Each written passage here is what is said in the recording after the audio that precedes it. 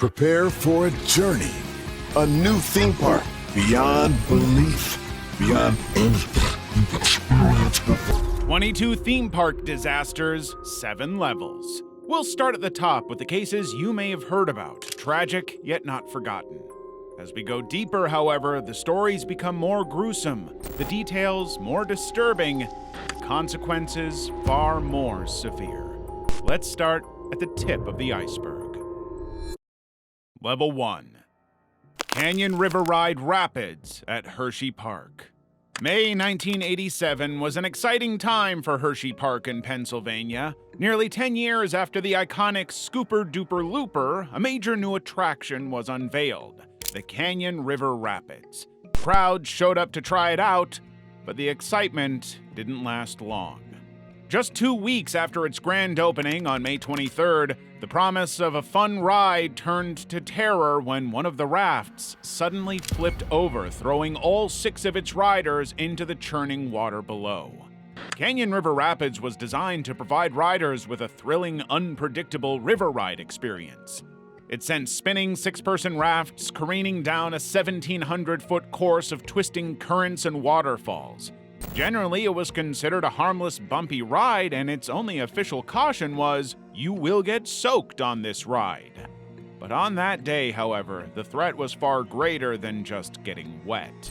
About halfway through the ride, one of the rafts tipped and overturned. 6 passengers, including 2 adults and 4 kids, were thrown into the waters. They were swept along by the strong current, struggling to stay above water as ride operators and emergency responders rushed in.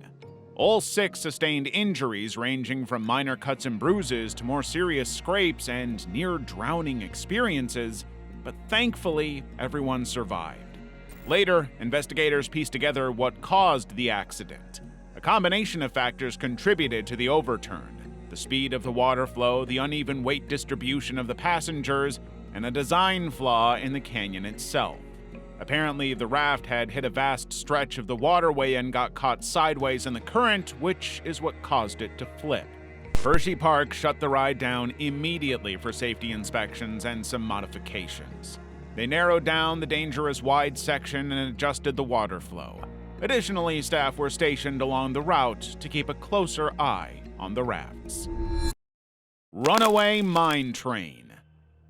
For the families waiting in line for the Runaway Mine Train, it was just another fun and memorable ride. However, on July 20th, 2006, what should have been a safe ride turned into a disaster. 20 people were injured when a malfunction caused the train to break loose, leading to the crash. The Runaway Mine Train is a family-friendly roller coaster and the oldest in operation, having been in operation since 1992. The ride was advertised as an adrenaline booster, a wild train that's out of control and getting faster every second. That day, it actually was, just not in the way anyone expected.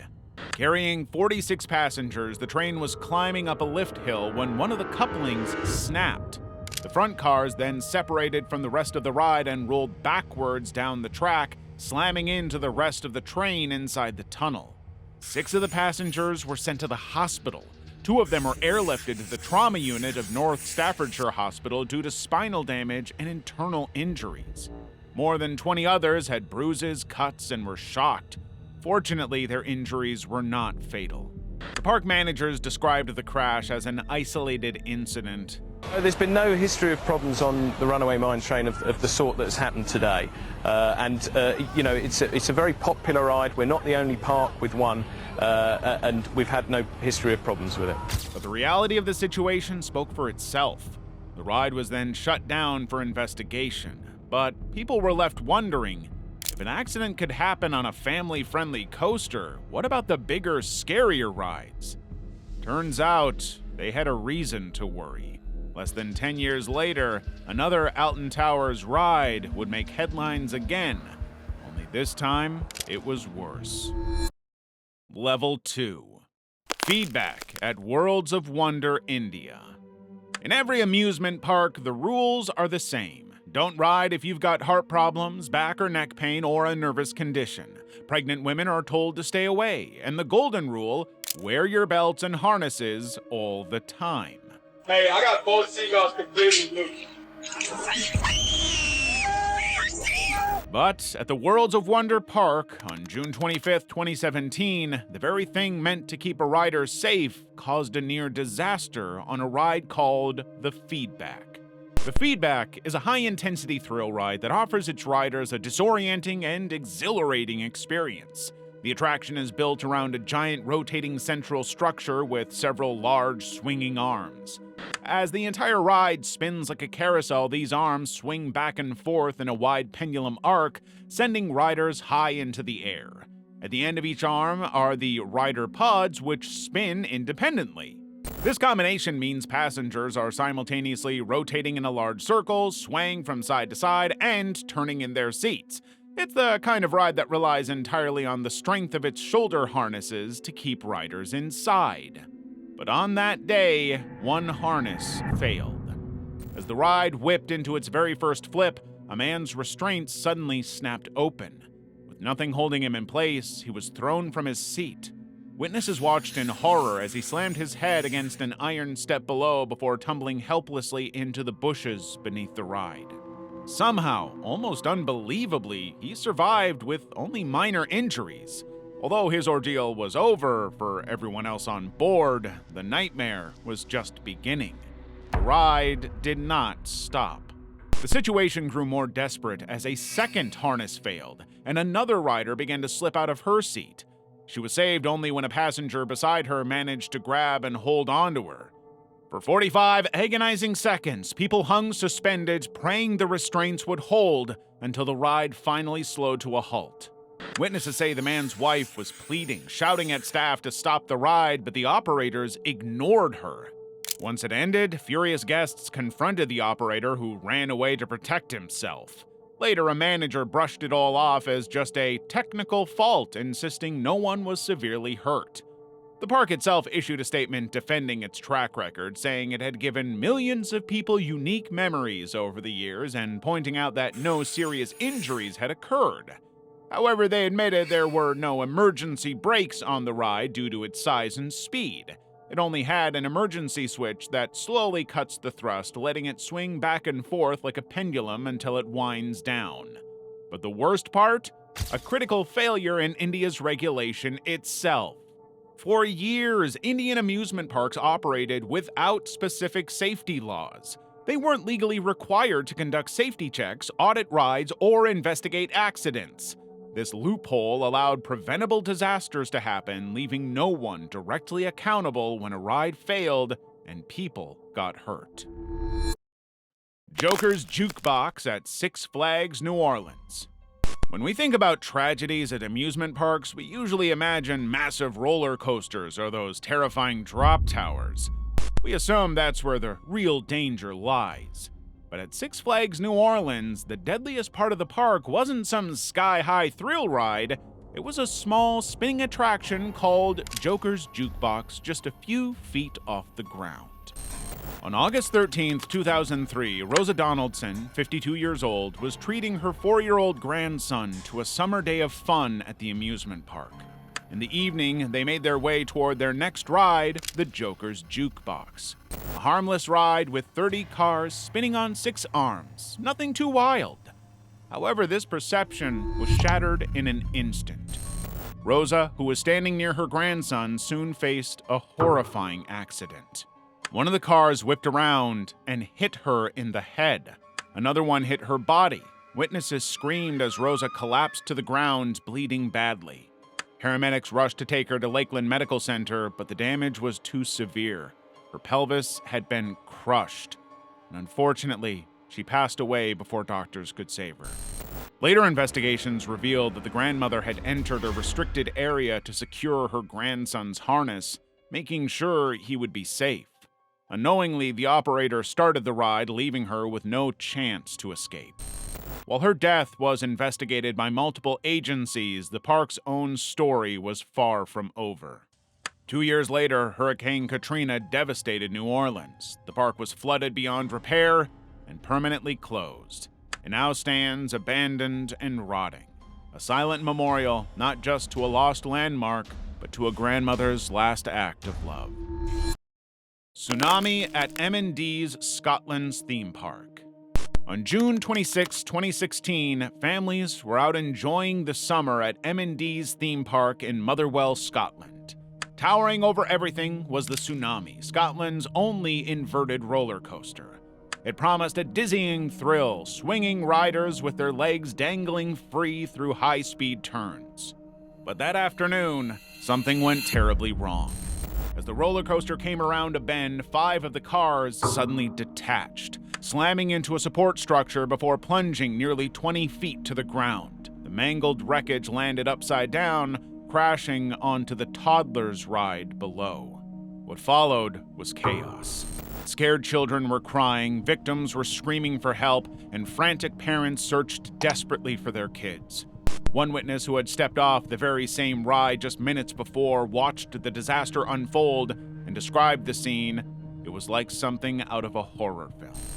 In the midst of the panic, rescuers and brave bystanders worked side by side, struggling to free those still trapped in their mangled seats. 10 people, including 8 children, were injured. All 10 victims were transported to the hospital for treatment. 4 children remained at the Royal Hospital for Children, with 1 in stable condition and 3 others listed as serious. Among the most severely injured was a 12-year-old girl with critical head trauma. To make matters worse, it wasn't the first time something like this had happened. Back in 2011, 9 people got stuck 60 feet in the air on the same ride after the lift chain snapped. They hung there for 8 hours before being rescued. And just a few months before the 2016 crash, another ride in the park broke down midair and firefighters had to come. After the accident, investigators started digging, and what they found was shocking. It turns out the coaster had been repaired with the wrong kind of welding metal. The malfunction was totally avoidable. In 2019, the park owners admitted to health and safety failures and got hit with a £65,000 fine. But for the people who were there that day, the damage was already done. The ride was taken down, and now all that's left is an empty space. The tsunami crash was a catastrophe, but believe it or not, we're just scratching the surface. If you want to see how much worse theme park accidents can get, hit that subscribe button, and let's continue to the next level. Level 3.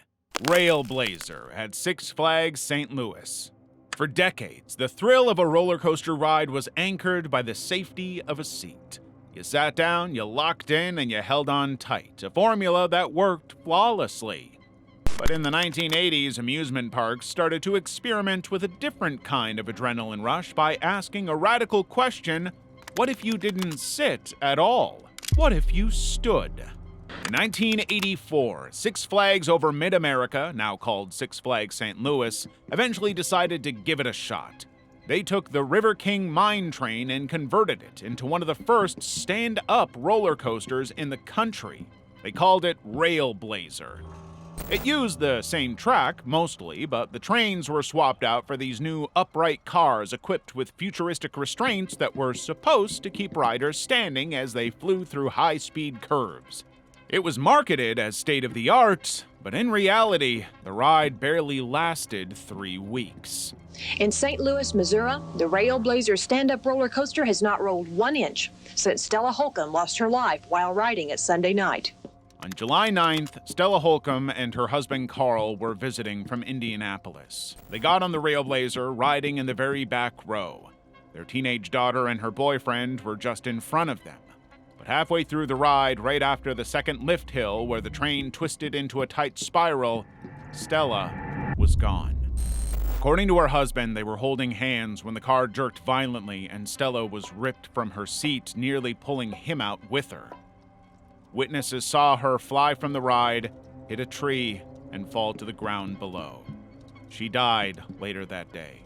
When the train pulled back into the station, all of Stella's restraints were still locked in place.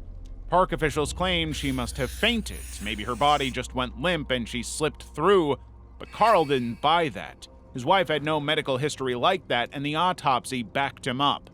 Rumors spread fast. Some people even pointed fingers at Carl, though there was never a shred of evidence to support that. The far likelier truth was that the Railblazers' restraints were fundamentally flawed. They could appear locked, yet they couldn't actually hold someone during the wild turns. Railblazer was shut down almost immediately. The stand-up cars were scrapped, and the track went back to its original sit-down form. The whole experiment was over in less than a month. Jetstar at Beach Bend Park. The safety of every amusement park rests on its maintenance crews. Before the gates open, they're checking the tracks, testing safety restraints, and checking every nut and bolt. Just getting out your seats. Their job is simply to make sure the rides are safe before a single ticket is scanned. But on August 30th, 1975, that routine check turned tragic for a young male employee. His name was Mark Gaines, a 17-year-old from Hermitage, Tennessee. Like so many other teens, he was working a summer job. On that morning, Mark's task was to help prepare the Jetstar coaster for the day. For riders, the Jetstar was a compact, wild thrill, a maze of sharp turns and sudden drops. The ride's popularity was down to its speed and intensity. But for Mark, who was standing on the track during maintenance, that same speed was fatal. As Mark bent down to remove the blocks that kept the cars in place overnight, one of the coaster's cars unexpectedly swung through the track. In a split second, it slammed into him. There wasn't even time to react. The impact caused serious head and neck injuries. Coworkers rushed over, but it was too late. Mark was taken to the hospital, where doctors could only pronounce him dead on arrival. The cause? Massive head trauma and a broken neck. Although a state investigation cleared Beach Bend Park of any responsibility for the incident, the park decided to close the ride permanently. The move was a direct response to intense public fear and a loss of trust that the original verdict could not overcome. Rolling Thunder at Six Flags Great Adventure. For decades, Rolling Thunder was one of the signature rides at Six Flags Great Adventure in Jackson, New Jersey. A towering dual-tracked wooden coaster, 96 feet tall, with trains racing side by side at nearly 50 miles per hour. But with more than 60 miles of Douglas fir lumber, it was a classic of its time. It was so loud it shook the ground. People called it thrilling, terrifying, and unforgettable.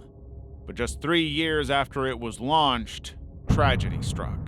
On August 16, 1981, before the park even let guests in, 20-year-old Scott Tyler, who worked at the park for a few summers, got on for what should have been a routine test run. He knew the ride well, everyone did by then. But halfway through the ride, something terrible happened. Tyler was ejected from the train, falling to the ground and sustaining fatal injuries. Emergency rescue rushed to the scene, but it was too late. The autopsy later showed that Tyler suffered severe head and body injuries that caused his immediate death. Investigators quickly ruled out a mechanical failure, but the state inspectors later confirmed that the Rolling Thunder was structurally sound. It was strong and safe, and the safety bars worked just the way they were supposed to. The problem was how they were or weren't used. What they found was more chilling. Tyler likely hadn't locked his bar. Worse, he might have been riding in what they called an unauthorized position. Basically, he climbed out from under the safety bar, holding on with his hands as the train accelerated through the curbs. But with the speed of around 35 miles per hour and the coaster's G-forces, no grip could last. Just 2 days after the fatal accident, Rolling Thunder reopened. Officials said the ride was safe and the tragedy was a result of human error. Rolling Thunder continued to operate until 2013. Ladybug Coaster at Adventureland Park, New York. It looks like the safest ride in the park. Bright red cars with little black dots, barely faster than walking speed, with just a few tiny dips along the track. It was made for kids, the kind of ride parents don't think twice about. But in August 2005, this gentle ride claimed a life. Stephen Gray, 18 years old, had spent 2 summers working at Adventureland. He knew the rides well, especially the Ladybug. That night, right before closing, he was wrapping up one last ride. Everything seemed normal until suddenly it wasn't. The Ladybug coaster was creeping back toward the loading platform at barely 5 miles per hour when Steven somehow lost his footing and fell face down onto the track. Before anyone could react, the front car struck him, causing severe injuries. Coworkers and guests rushed over to help. They tried desperately to lift the car by hand, but it weighed a few hundred pounds and wouldn't budge. For 10 agonizing minutes, they struggled to free him. And once he was finally extricated, paramedics rushed Steven to Nassau University Medical Center with massive internal injuries. The damage, however, was too severe, and he passed away in the early hours of the morning. Later, investigators found no mechanical issues with the ride. It worked exactly the way it was supposed to. Investigators believe Steven stepped into a spot on the track he shouldn't have. The worst part is that Steven had complete control over the ride, but somehow, for reasons no one can really explain, he ended up in a place no operator should have been. But the park's week of horror was not over. In a truly unbelievable turn of events, another tragedy struck just 1 day later. This time, a woman was ejected from an entirely different attraction, the Top Scan ride, and she also did not survive. Wave pool tsunami at Yulong Shuiyu Water Amusement Park. Wave pools are designed to mimic the ocean, safe, controlled, and predictable. But in 2019, one water park in northeast China lost control of its machine. Instead of a ripple, it unleashed a wall of water that slammed into hundreds of swimmers, leaving 44 people injured. At the Yulong Shuiyun Water Park in Longjing, visitors had packed into what was advertised as the biggest tsunami pool in Jilin province.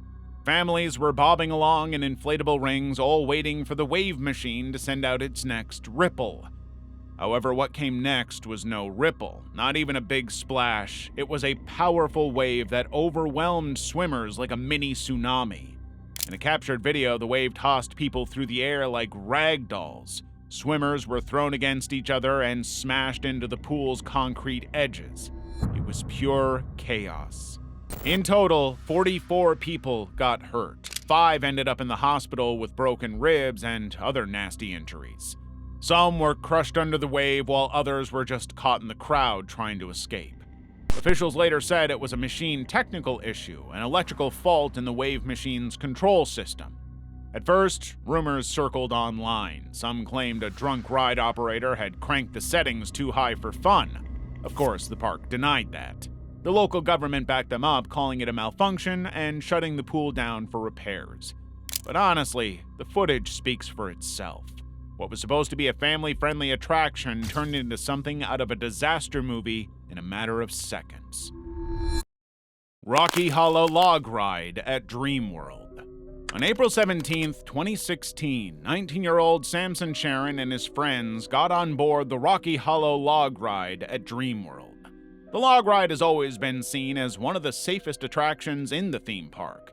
Their classic formula of winding canals, playful splashes, and a final big drop made the ride a beloved family tradition. For Samson, however, the supposed-to-be fun ride would end in a desperate fight for his life.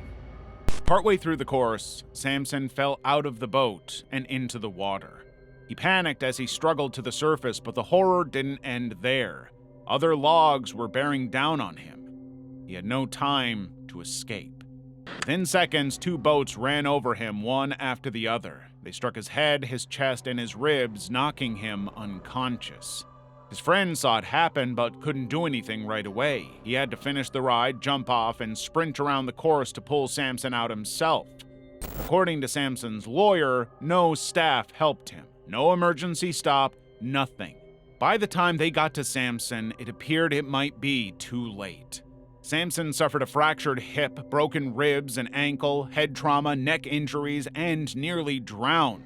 He was covered in cuts, his clothes were torn, and he was barely breathing. Later, he also developed pneumonia from the water he inhaled. Fortunately, Samson lived, but the aftermath was brutal. Samson was experiencing chronic pain, ongoing back and groin injuries, and deep psychological trauma. Even years later, he was still in counseling and still fighting Dreamworld in court, claiming the park failed to protect him. Following the incident, the Rocky Hollow log ride was shut down, but it reopened just days later after inspectors deemed it safe. Dreamworld CEO publicly dismissed the case as an isolated incident, emphasizing the ride's spotless 34-year safety record. However, according to the Australian Workers' Union Queensland Secretary Ben Swan, union leaders had been raising red flags about poor maintenance and aging of infrastructure for a while now, but their warnings were brushed aside. And then, just 6 months later, on October 25, 2016, Australia saw its worst theme park tragedy, the Thunder River Rapids ride malfunctioned. A raft flipped and 4 people were killed. For Samson Sharon, who was still recovering, the news was crushing. He was deeply distressed by the chilling realization that his own near-fatal accident has served as a warning that, had it been taken seriously, might have saved those 4 lives. Level 4. Ferris wheel at Greenville County Fair. The Greenville County Fair was a cherished community summer tradition. It's a week-long celebration of classic entertainment, fairground food, and thrilling rides. But on the evening of August 8, 2016, instead of a fun and memorable night, 3 young girls found themselves in a life-threatening accident. Kayla and Briley Reynolds, ages 10 and 6, and another 16-year-old girl were riding together in the fair's iconic Ferris wheel when it suddenly flipped over. In an instant, the 3 girls fall from the gondola one by one, plunging more than 40 feet to the ground below. The fair's cheerful noise turned to screams and screeching metal as the Ferris wheel lurched to a stop. High above, the basket the girls had fallen from dangled and flipped, and on the ground, chaos erupted. Parents sprinted toward the ride as emergency crews rushed in. All 3 girls were rushed to Johnson City Medical Center that night. 2 had to be flown up by helicopter, while the 3rd was taken by ambulance. The updates from doctors were tough to hear. Kayla, 10 years old, suffered an arm injury, but nothing life-threatening. The 16-year-old who'd first been listed in critical condition was on track to be upgraded to stable. However, the youngest, Briley Reynolds, was in the worst shape. She had a severe brain injury and had to be intubated right there at the scene before she could even be transported. In the press release, investigators said the accident was caused by a mechanical failure. They explained that the basket carrying the girls had snagged on another car, causing it to flip over. But the investigation uncovered a far more shocking truth. The Ferris wheel basket had no seatbelts or arm restraints to protect the riders. According to the inspectors, these basic safety features were not required for the ride's design. They were considered voluntary, and operating a Ferris wheel without them was not against the law. When asked about the status of the other rides, the inspector said it was nothing serious. They only found minor problems, such as cracks in fiberglass, most of which were quickly fixed. After the accident, the Greene County Fair shut down all of its mechanical rides. While the fair itself returned the following year, it did so without its iconic Ferris wheel. Treetop Twister at Lightwater Valley. When the Treetop Twister opened at Lightwater Valley in North Yorkshire, it was hyped as a fresh, modern thrill with spinning cars, sharp corners, and heart-pounding near misses. It's a kind of ride that makes you feel like you might be slammed into the trees any minute.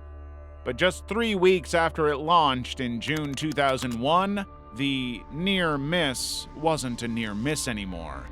It actually happened.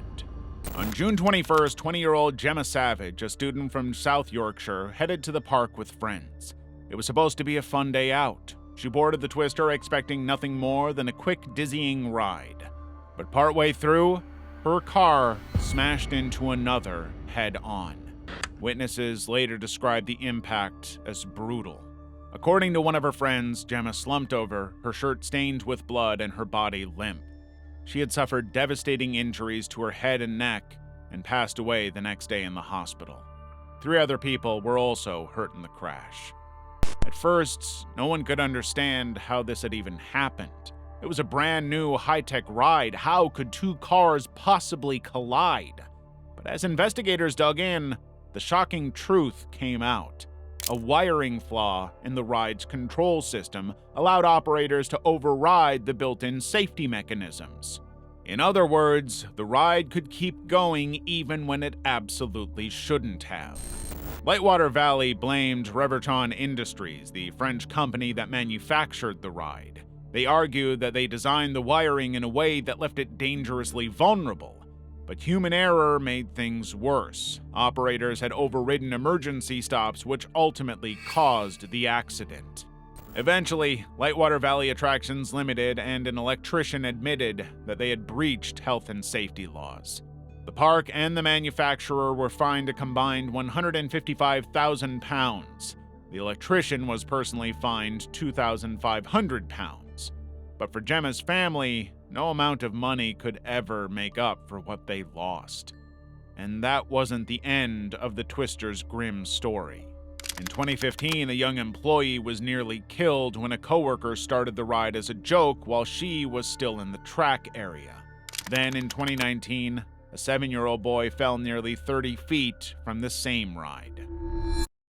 Extreme at Blue Bayou and Dixie Landon. On July 11, 2010, 21-year-old Lindsay Zeno boarded the Extreme roller coaster with her friends, ready for the dizzying, spinning thrill the ride was famous for. And on that day, the adrenaline rush the ride promised turned to terror. While the coaster spun and twisted, Lindsay was thrown off. When the train returned to the platform and the spinning stopped, Lindsay's friends were horrified to discover her seat was empty. According to the witness, midway through the ride, Lindsay's chest restraint came loose. She tried to pull it back into place, but before she could, the train whipped into a turn and threw her 30 feet to the ground. The crowd screamed when they realized what was happening. Some onlookers were frozen in horror, forced to watch her fall. Emergency crews rushed to the scene, but there wasn't much they could do. Lindsay's injuries were just too severe, and she was pronounced dead shortly after. What happened next was pure confusion. The investigation, led by State Fire Marshal Butch Browning, found no mechanical failures with the ride.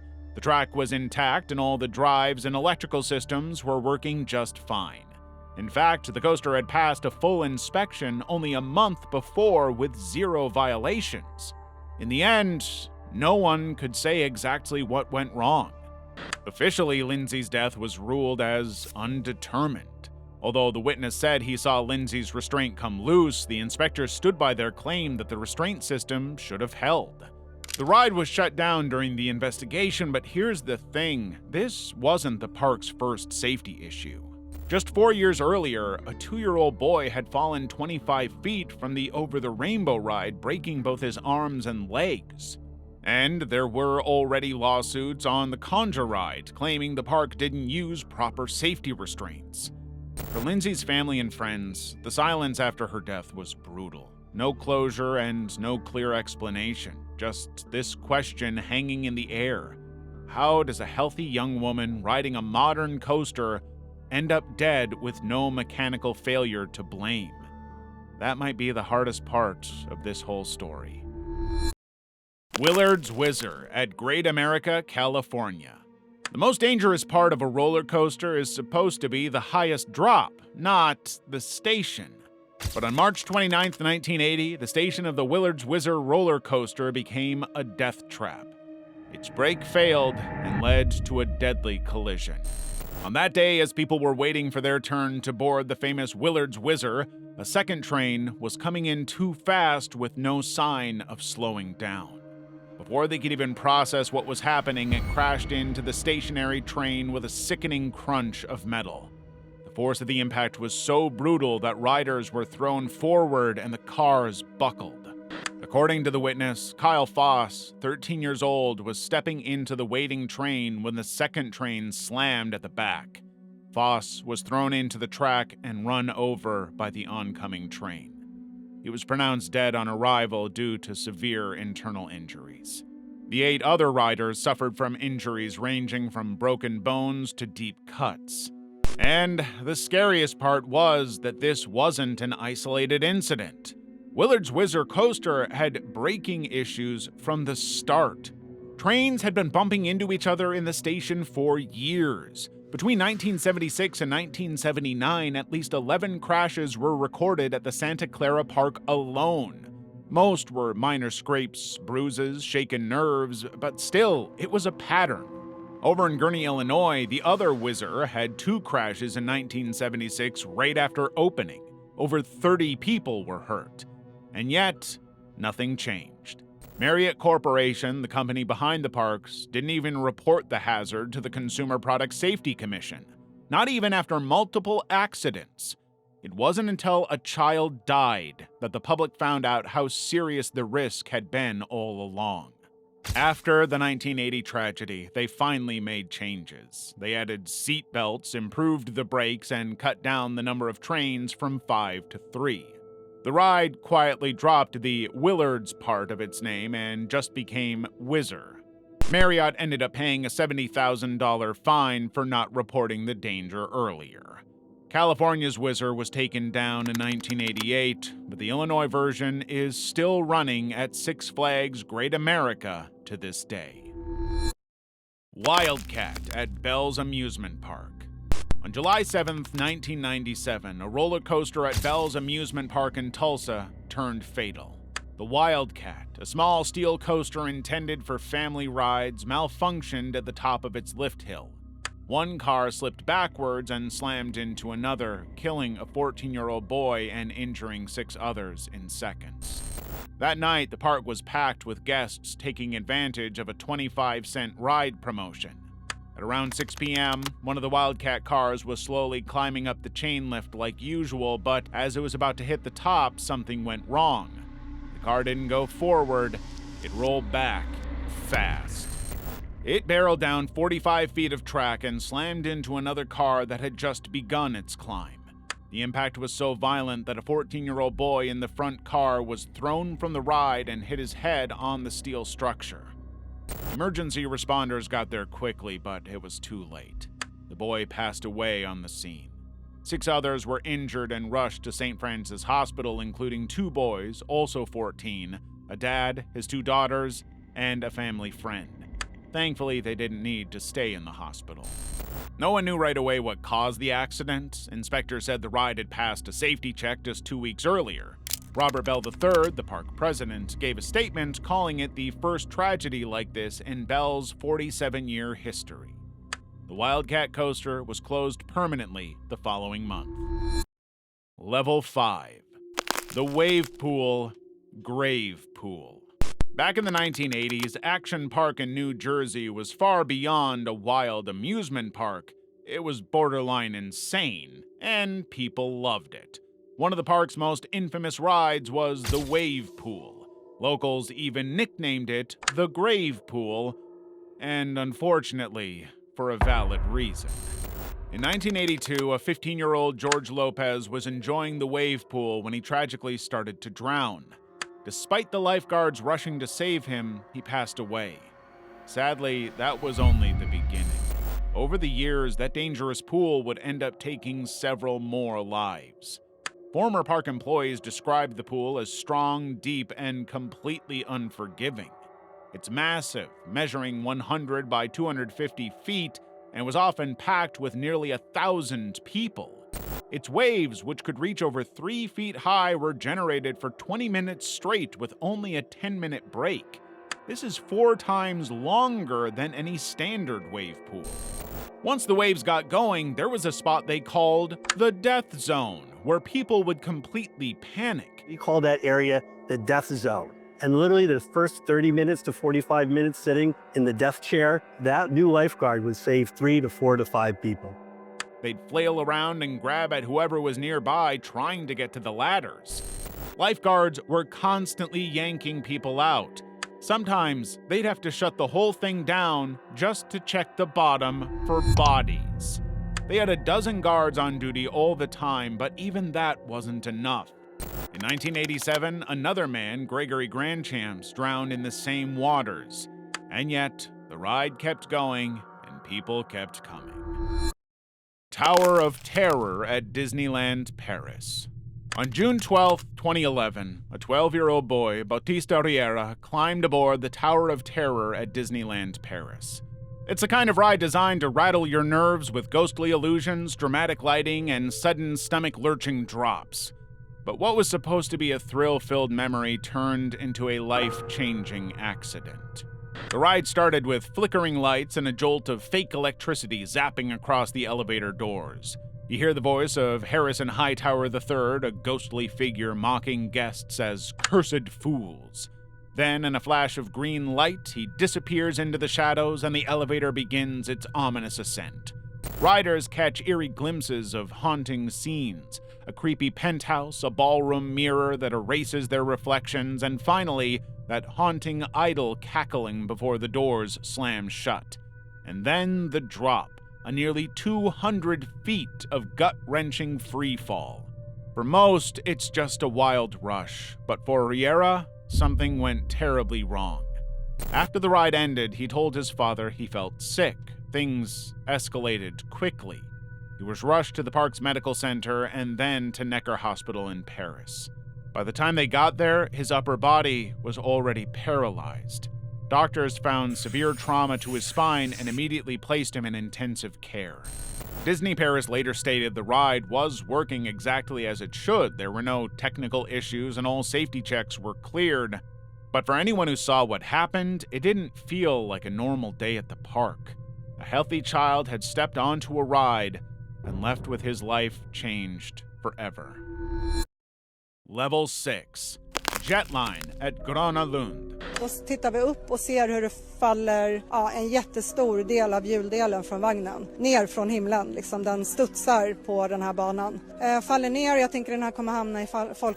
On June 25th, 2023, the screams of joy at Stockholm's Gröna Lund amusement park turned to terror. The Jetline roller coaster, carrying 14 passengers, derailed. Around 11:30 a.m., the roller coaster was dispatched for what seemed to be a normal run. However, some passengers who are familiar with the ride noted that the ride was bumpier than usual. Not the fun kind, it's more like something wasn't right. From the ground, people started hearing this awful metallic screech, followed by the sound of the whole ride shaking, and then it happened. The front car flew off the track, just like that. The whole train jerked to a stop, dangling about 7 meters above the ground. One of the cars was basically hanging sideways. People were screaming, grabbing onto the rails, and some were thrown right out of their seats. It was absolute chaos. Some photos later showed people still stuck up there, gripping the ride, frozen in fear. One guy was straddling a beam below the coaster, just waiting to be rescued. Emergency responders rushed in fast. The park was evacuated and thousands of guests had to leave. When it was finally over, the damage was heartbreaking. One woman didn't survive, 9 others were hurt, and 3 of them were seriously injured. The investigation reported that the catastrophic failure occurred as the train descended a sweeping curve between 2 brake sections. A metal control arm connecting the front wheel assemblies had snapped. This breakage of a critical component caused the lead car to lurch downward, striking the track repeatedly. And with each violent impact, passengers were thrown forward against their lap bars, resulting in 3 riders being ejected from the train. Having lost critical speed, the crippled train ground to a halt in the following turn.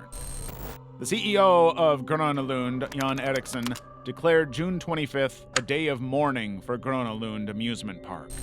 Following this, the park was closed for a full week while investigators came in. Discovery at Askari Amusement Park.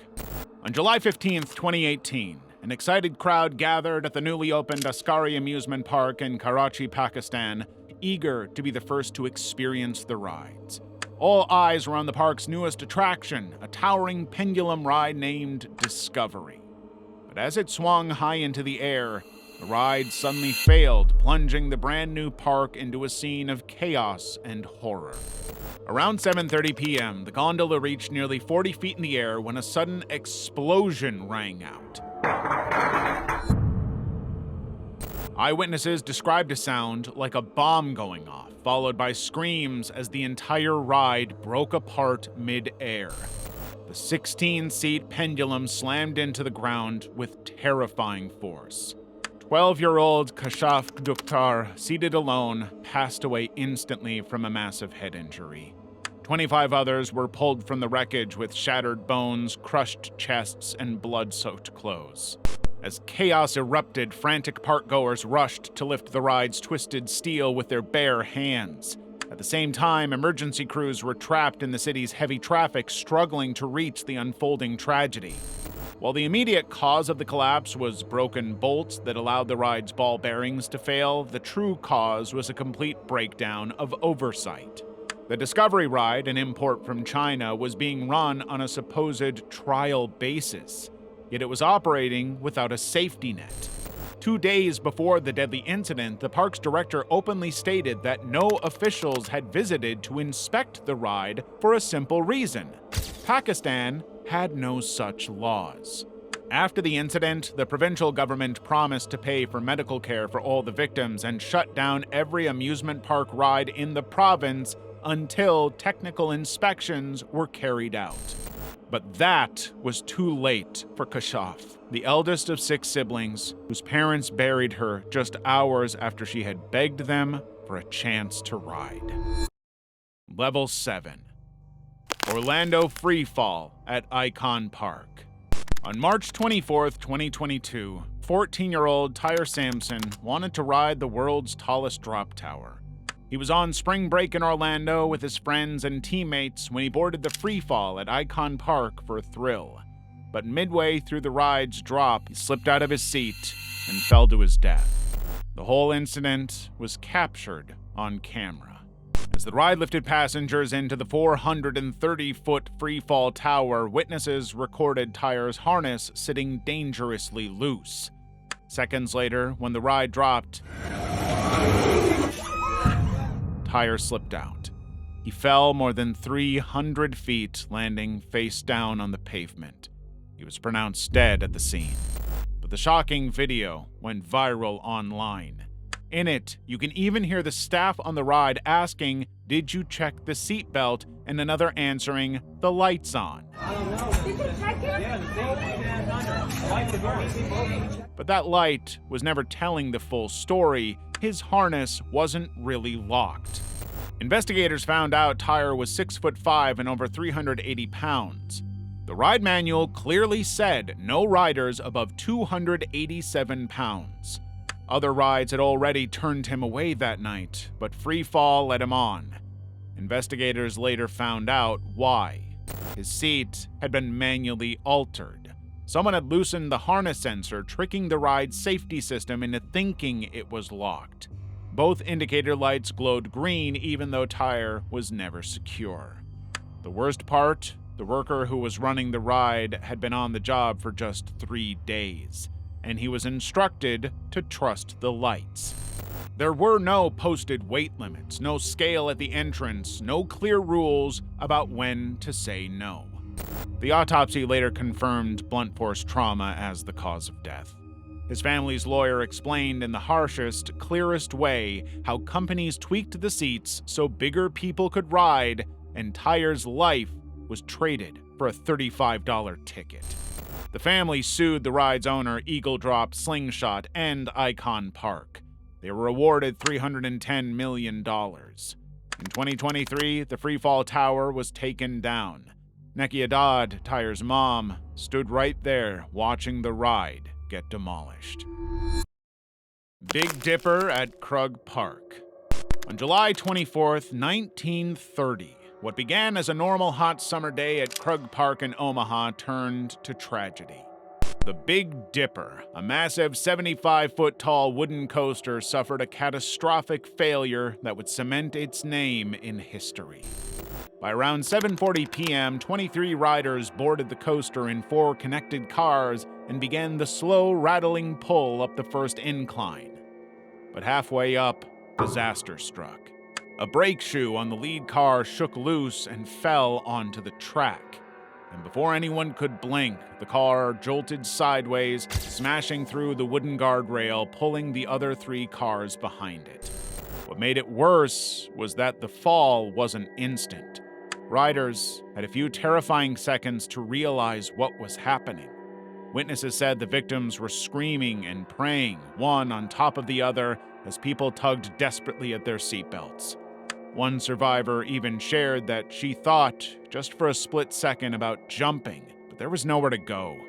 Moments later, all 4 cars dropped 35 feet to the ground. The crash was brutal. 4 lives were lost on the spot. Charles Stout, crushed beneath the wreckage, Gladys Lundgren, 15-year-old Ruth Farrell, and Tony Politica. 17 others were gravely injured. Investigators discovered the tragedy was entirely preventable. The brake shoe had places for 5 bolts, but only 2 were used, one of which had already been worked loose. When it struck the wooden crossbeams, it tore away the remaining support. Inspectors also found rotted crossbeams and splintered rails so decayed they could be crumbled by hand. After the tragedy, the victims filed a lawsuit, but the financial compensation was pitiful. A mere $35,000 was split amongst all the victims, and many never even saw a cent of it. The Big Dipper was torn down 2 years later, and Omaha banned roller coasters outright. Stained by the disaster, Krug Park itself closed for good in 1940. If you want to see more real stories of theme park rides that went from thrills to tragedies, make sure you hit subscribe. We've got even darker disaster videos coming next.